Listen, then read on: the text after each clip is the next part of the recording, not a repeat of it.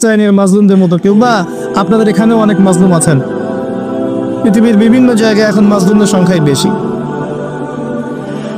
যাই হোক, তাকে ঢোকানো হবে জান্নাতে 1 সেকেন্ডের জন্য, 1 মুহূর্তের জন্য, ঢুকিয়ে আবার বের করা।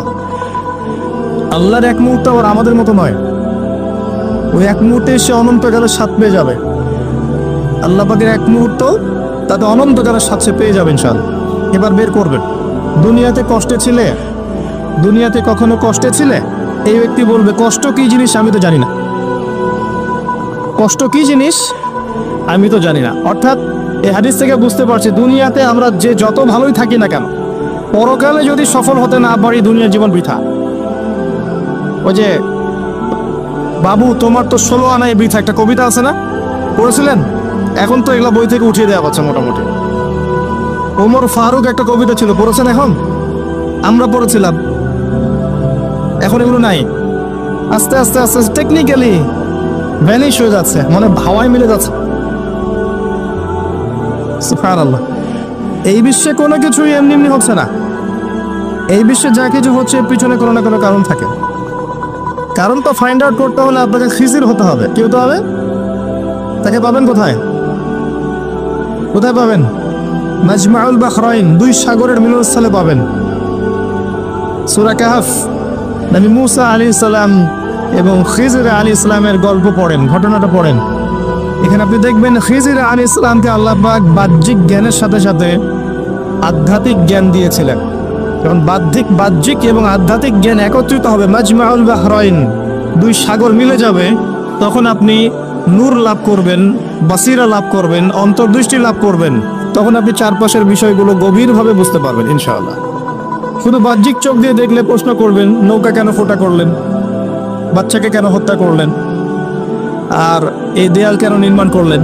কারণ মুসা আলাইহিস সালাম বাইরের চোখ দিয়ে দেখছিলেন, আর খিজির আলাইহিস সালাম ভিতরের চোখ দিয়ে দেখছিলেন। ভিতরের চোখ তখনই খুলবে যখন এখানে আল্লাহর নূর আসবে। আর নূর পাবেন সূরা নূরের মধ্যে, বলে দিলাম। নূর কোথায় পাবেন? সূরা নূরের মধ্যে। আরো কিছু কাজ আছে নূর পাওয়ার।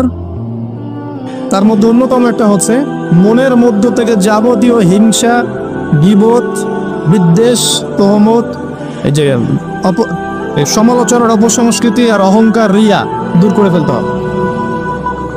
আর এগুলো চাইলেই দূর করা সম্ভব নয়। এগুলো চাইলেই দূর করা সম্ভব নয়। যাদের মনের মধ্যে এগুলো নাই, তাদের সাথে ঘোরাফেরা করতে হয়। হ্যাঁ, যাদের মনের মধ্যে এগুলো নাই, তাদের সাথে ঘোরাফেরা করলে, তাদের সাথে ওঠা বসা করলে, তাদের বইপত্র পড়লে, তাদের লেকচারগুলো শুনলে, তখন আপনার মধ্যে একটা তাসির হবে। শুধু দূর থেকে কথা শুনে বই পড়ে কিন্তু সব অর্জন হয় না।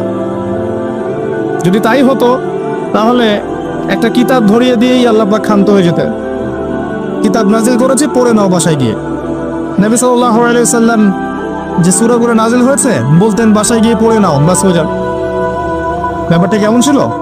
তিনি নিজে আমল করেছেন, সাহাবীদেরকে আমল করে দেখিয়েছেন, সাহাবায়ে কেরাম তার সংস্পর্শে থেকে ইসলাম শিখেছেন। এখন ডিফিকাল্ট সিচুয়েশন, আপনি যাবেন কোথায়, কার সংস্পর্শে যাবেন?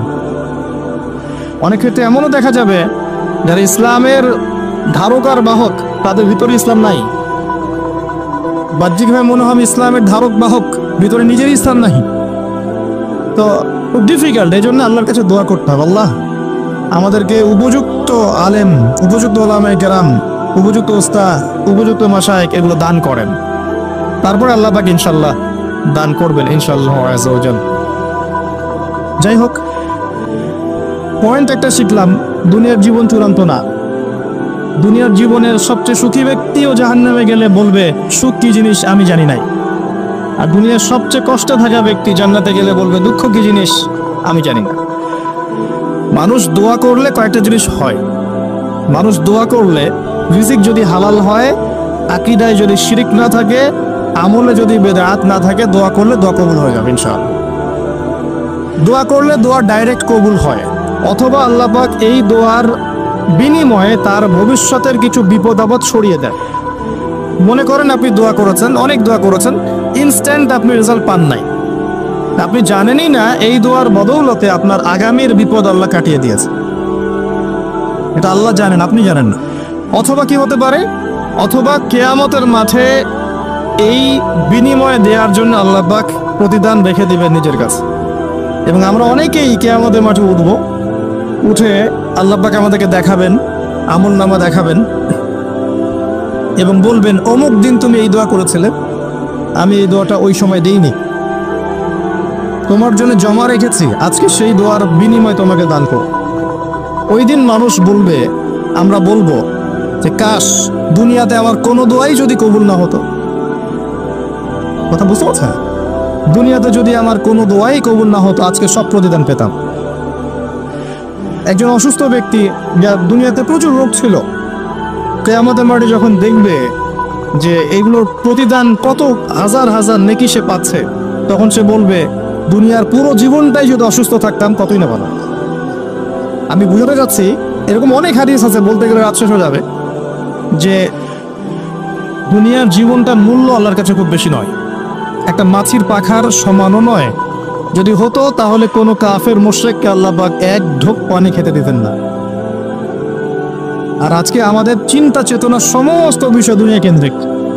আমাদের পড়াশোনার উদ্দেশ্য দুনিয়া, ব্যবসার উদ্দেশ্য দুনিয়া, চাকরির উদ্দেশ্য দুনিয়া, আমাদের সামাজিক কাজগুলোর উদ্দেশ্য দুনিয়া, সবকিছুই দুনিয়া কেন্দ্রিক। আর আমরা সবাই মনে করছি দুনিয়াই দুনিয়া, এরপরে আর কিছু নাই।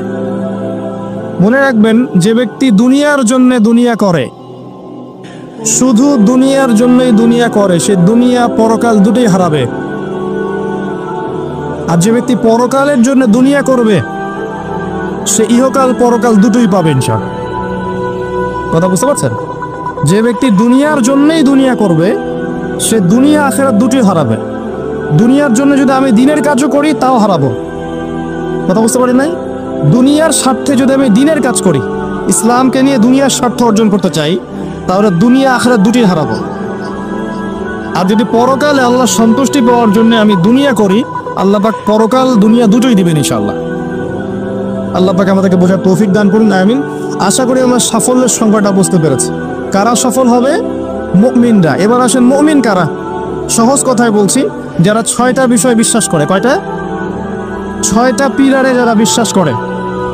1 নাম্বার, মুহাম্মদ সাল্লাল্লাহু আলাইহি ওয়াসাল্লামকে জিজ্ঞেস করা হয়েছিল না, ইয়া মুহাম্মদ সাল্লাল্লাহু আলাইহি ওয়াসাল্লাম আখবিরনি আনিল ঈমান, আমাকে ঈমান সম্পর্কে বলুন। মনে আছে হাদিসটা? হাদিসে জিবরিল, মিশকাতের 2 নম্বর হাদিস মেবি, জি। আর মুসলিম শরীফের 9 নম্বর হাদিস। জিবরাইল আলাইহিস সালাম মানুষের বেশ ধরে নবী সাল্লাল্লাহু আলাইহি ওয়াসাল্লামের কাছে এসেছিলেন, তার হাঁটুর সাথে হাঁটু লাগিয়ে বসেছেন, মুখে 4টা প্রশ্ন করেছিলেন। ইসলাম কাকে বলে, ঈমান কাকে বলে, ইহসান কাকে বলে, এবং কিয়ামত কবে হবে। নবীজি বলেছিলেন কিয়ামত কবে হবে এই বিষয়ে প্রশ্নকারী উত্তরদাতার জ্ঞান সমান। তখন তিনি আবার প্রশ্ন করেছিলেন, তাহলে আলামত কিছু বলে দিন। এর উপর বিস্তারিত আমার খুতবা আছে, শুনে নিবে, ইউটিউবে আছে।